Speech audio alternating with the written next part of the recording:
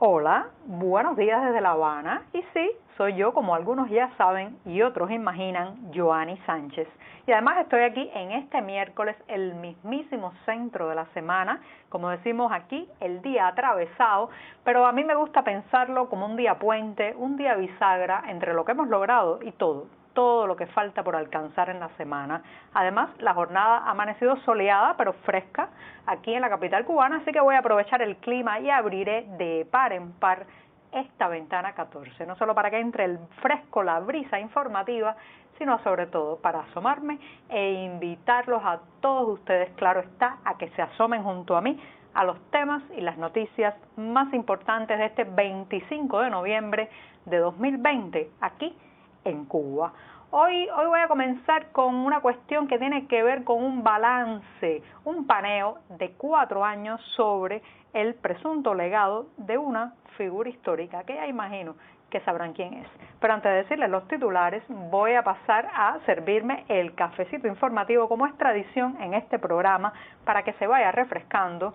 Está recién colado, echando humo literalmente, muy aguado, hay que seguir estirando el café que está bastante desaparecido el producto, y pongo la taza a mi lado unos breves segundos mientras les cuento los titulares del día.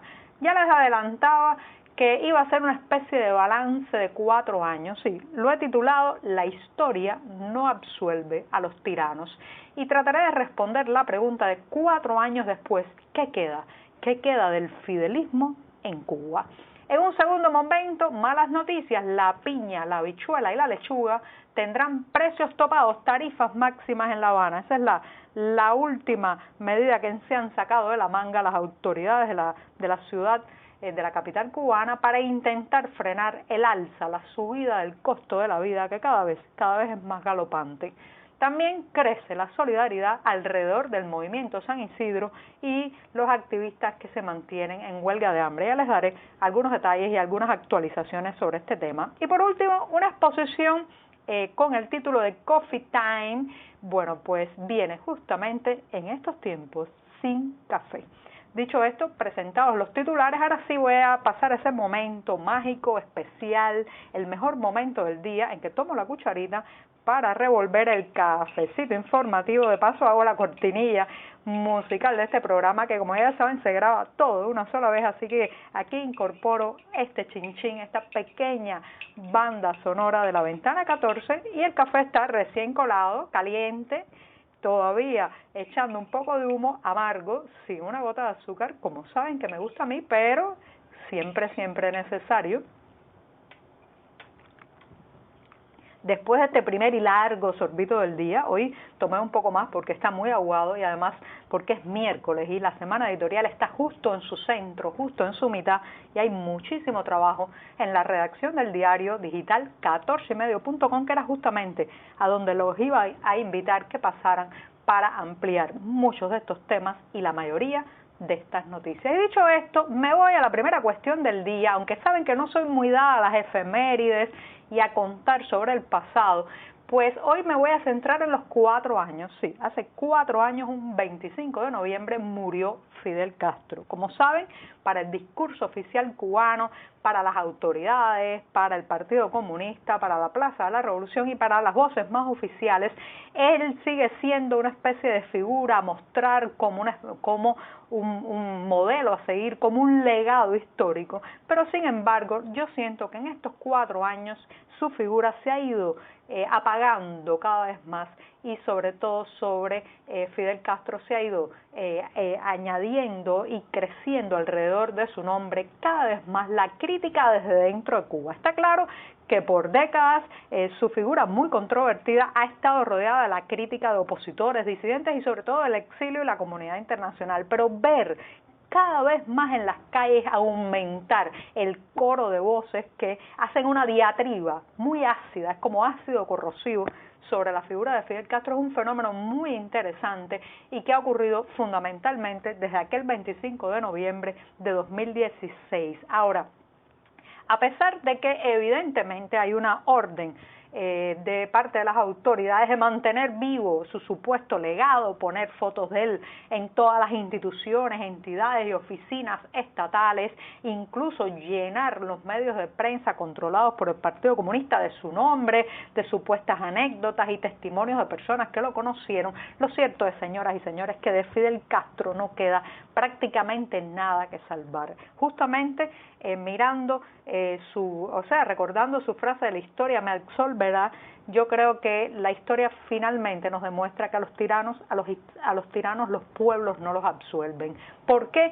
Porque más allá de todo lo que pueda magnificar y recrear la propaganda oficial, lo que tenemos delante es la realidad cubana actual que él creó o ayudó a crear. ¿Y qué es esa realidad? Un país depauperado, una economía en crisis, una sociedad polarizada, unas instituciones que no responden a los ciudadanos sino al poder, en fin, un país destrozado desde el punto de vista espiritual, desde el punto de vista social, un país marcado por las peores características de un ser humano que ya saben, no escuchaba, no dialogaba, no debatía, no aceptaba las diferencias, un ser humano que imponía. Entonces, ¿qué queda? ¿Qué queda de ese proceso que se puede llamar el fidelismo? Muy poco, incluso muchos de los proyectos sociales y económicos que eran sus estandartes, como por ejemplo las llamadas escuelas en el campo, donde se iba a formar el hombre nuevo, ya hace mucho tiempo desaparecieron.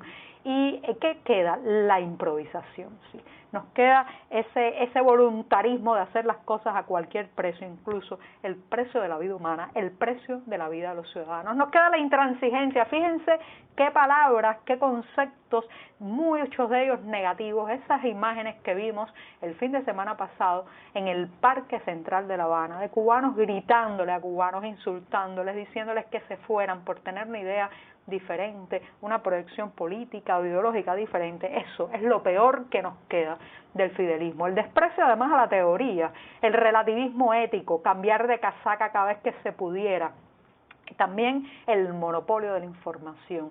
Y por otro lado, estoy aquí citando un magnífico análisis, un magnífico ensayo sobre el fidelismo del periodista Reinaldo Escobar. Nos queda la intransigencia, la búsqueda de recetas mágicas para solucionar los graves problemas nacionales de manera inmediata, como si fuera una varita para tocar y solucionar un problema. Y nos queda ese pernicioso espíritu deportivo en la política, que es de pretender vencer a toda costa, aplastar al otro, ningunear al diferente. Todo eso 4 años después de la muerte de Fidel Castro sigue lamentablemente enraizado en la sociedad, el discurso y la manera de comportarse los cubanos en esta isla. Así que, por un lado, su figura se va deshaciendo. Hay niños que en estos 4 años no lo han oído hablar en vivo, no han leído sus textos delirantes recién salidos de su pluma,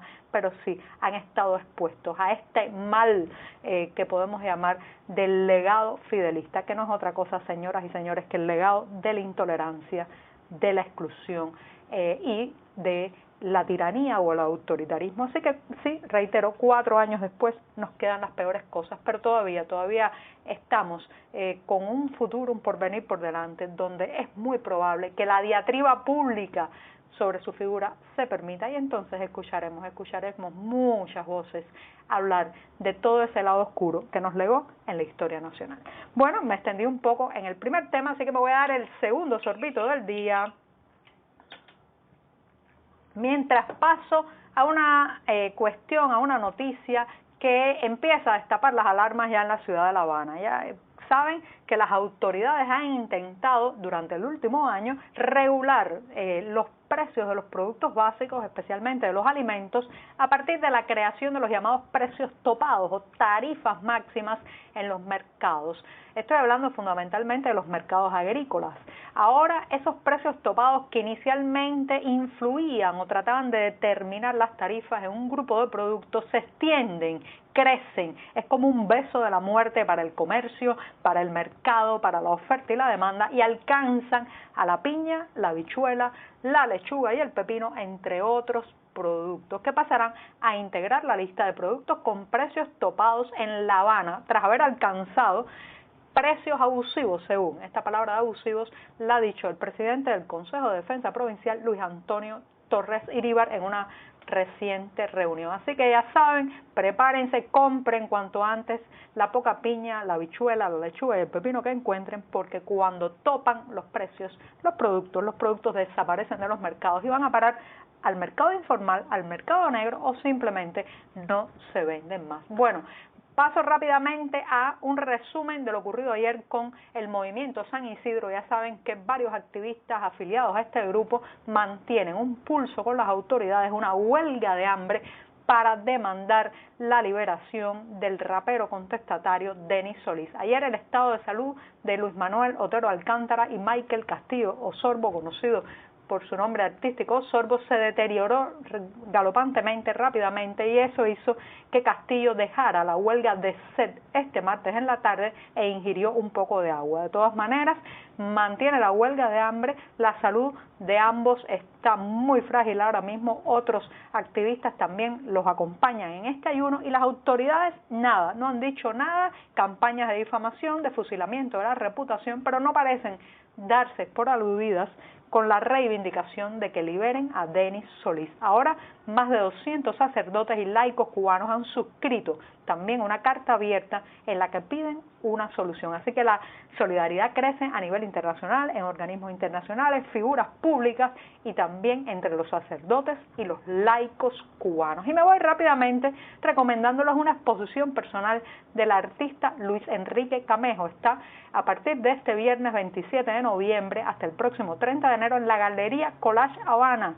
Pero fíjense ustedes el nombre, Coffee Time, qué ironías de la vida, estas obras, estos trazos sobre lienzos que acercan, según el autor, al color de la tierra desde su fruto mismo, el café. Esto lo ha dicho la curadora de la exposición, Meira Marrero Díaz, y Coffee Time, sí, así se llama, una exposición de un artista plástico, Luis Enrique Camejo, en tiempos sin café. Y con esto me despido hasta mañana, muchas gracias.